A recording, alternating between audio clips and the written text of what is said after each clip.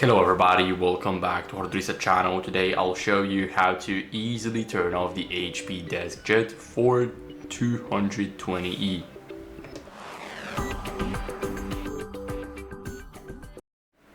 So first, let's start off by showing you guys the buttons here. Basically, all you have to do is hold this little button here for a while.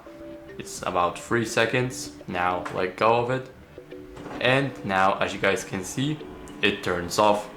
This button will start blinking and the screen will go entirely black. Not black, but you know what I mean. So this is how you guys can do that. Thank you guys for watching. Make sure to leave a like, subscribe, and see you next time. Bye.